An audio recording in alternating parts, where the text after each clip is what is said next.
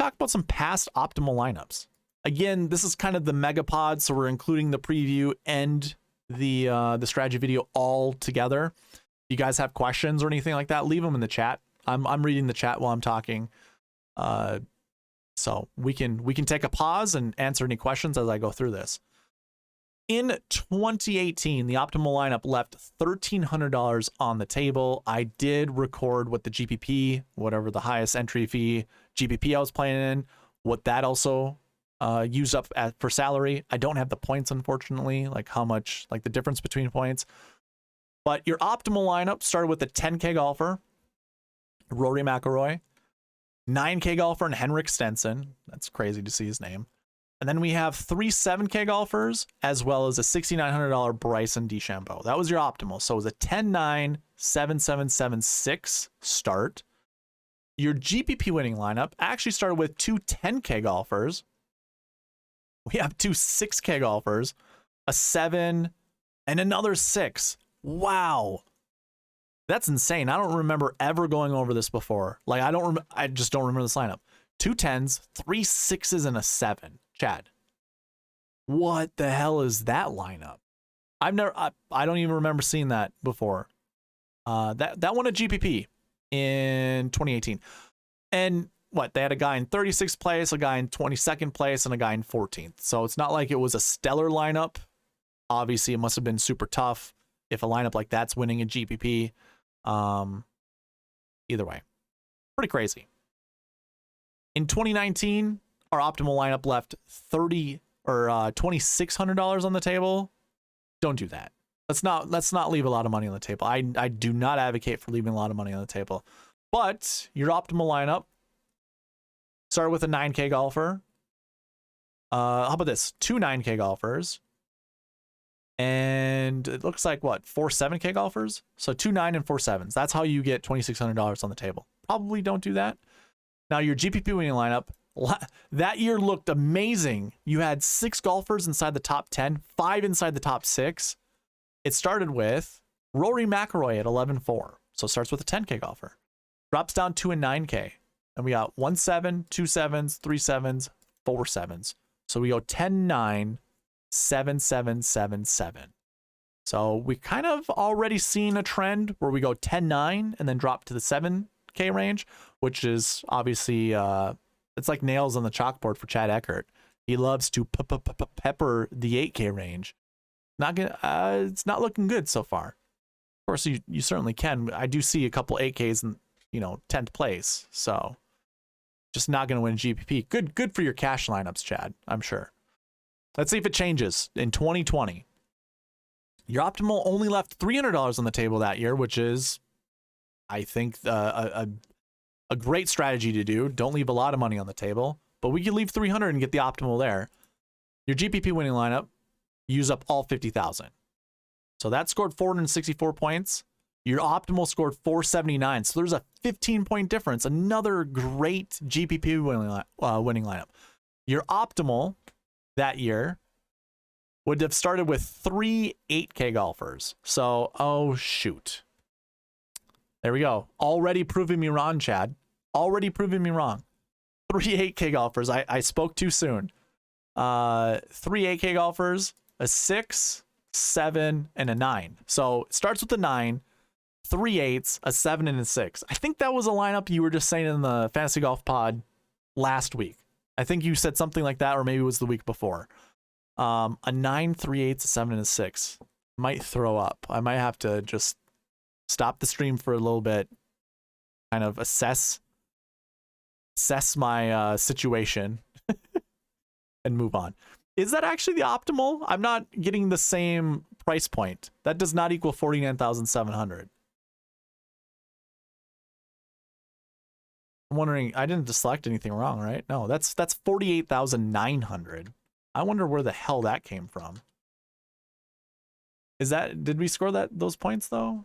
Let's see, 95, 79. Whoa. Fact checking myself. That's 479. Yep, that's the optimal. So it left $1,100 on the table. I lied. I fibbed. Your GPP winning lineup Did start with Rory once again, $11,000. Then we go to two 8K golfers, two 7K golfers, and a 6K. Now that's more my alley. So that's a 10, 8, 8, 7, 7, 6. So it's almost starting with the 10, 9, 8, 7, 7, 6 approach. Just make one substitution. You go from a 9 down to another 8. Works out. I'm wondering. I wonder where I got the 49.7 earlier. Usually, like I'm before I had a like a spreadsheet or an optimizer to build me the optimal lineup after a tournament's been done, I kind of had to eyeball it. So I'm wondering how that started. Because it's like you have 8, 8, 9. You can't include a 10K that way. It wouldn't have been anything like that. I don't know. I'm not going to waste your time trying to figure it out. So interesting though. 48,000. So you left $1,100 on the table. I have to take back the 300. Man, optimals are just leaving a lot of money on the table. In 2021, we left $2,000 on the table. Your GPP winning lineup left $0 on the table. So there's a trend there. Your GPP winning lineup is leaving $0 on the table. And then have a more realistic optimal. So the optimal starts with Bryson at 11,000. We kind of all knew he was going to win that year, right? Kind of writing was on the wall. So that was a 10. Then you went down to Jordan Spieth at 9K. And then we had 3 7s and a 6. That's what made up the optimal lineup. Richie Werenski, $6,100. That's insane. Could probably just go right to Christian Bezuidenhout that, well, he scored 15 less points than Richie Werenski. So probably not. Never mind. But I guess you could have, because I guarantee you the GPP winning lineup didn't score that close to the optimal. In fact, the optimal scored 573.5. Your GPP winning lineup scored 529. So there is nearly a 50-point difference between the two. So yeah, you could have went from Werenski down to Bezuidenhout, sacrifice the 15 points, and build a more realistic lineup, leaving $600 on the table. But your GPP winning lineup started with an 11K golfer, went down to Jordan Spieth at 9K, went down to 8K Jason Kokrak. We had a $7,400 Emiliano Grillo, $7,000 Keegan Bradley, and a $7,200 Lee Westwood. So that was a 10, 9, 8, 7, 7, 7 combination. And then, of course, then I created that realistic optimal, which is trying to go like a 10, 9, 8, 7, 7, 6 approach, just to show you how well that would have done. Remember, the GPP winning lineup that year scored 529. If you went with this more realistic, you scored 567. And that was 6 points behind the optimal lineup. So I always like to try to show the 10, 9, 8, 7, 7, 6 method whenever I can, because it's just an easier way to build lineups. Yeah. Ryan McQueen says, so it looks as if there are at least 3 7s, which seems nuts. What are we talking about? Was that this in 2021, the current sheet that I'm on? Or was it the last one? Either way, yeah, it's 3 7s though isn't terrible. Especially, like, if I'm building lineups, I always like to start with 10, 9, 8, 7, 7, 6.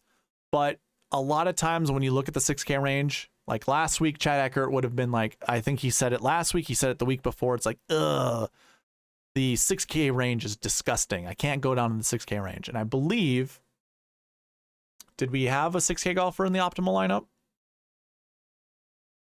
Yeah, Ben Martin and Eric Cole. So like, you had a ton of 6K golfers at the Honda Classic. I would just say never, ever, ever, ever do the Chris Jericho ever disregard the 6K range. It's how you're going to win GPPs all the time. Okay. Yeah, Ryan, I got you. I thought so. Like when I'm streaming, a lot of times my short-term memory just goes out the window. So I forget like what I just talked about 2 seconds ago. So maybe we call this streamer brain. I don't know. In 2022 at the Arnold Palmer Invitational, our optimal lineup left $300 on the table.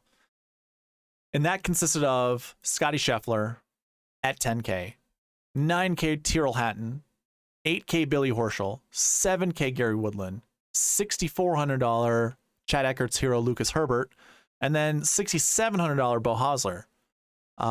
That scored 525 points. Your GPP winning lineup scored 502.5 points, so 20 points, 23 points behind the optimal, which is pretty darn good. It's very close. Left $400 on the table. A lot of the same golfers, so Scheffler at 10, Horschel at 8, Hatton at 9, Kirk at 7, Hosler at 6,700, and then we scroll down a little bit to get to Pat Perez, the party crasher, another 6K golfer. So 2 6s in that lineup.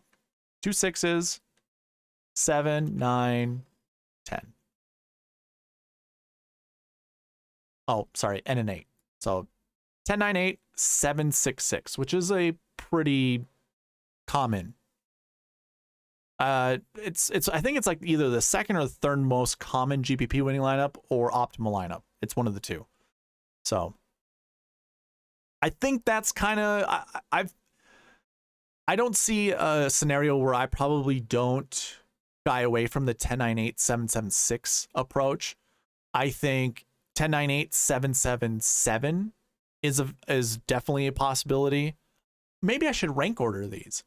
I think from what I've seen, just going over this, I think starting 10, 9, 8, 7, 7, 7 is probably my first priority. And then the second one would be 10, 9, 8, 7, 7, 6 would be my second.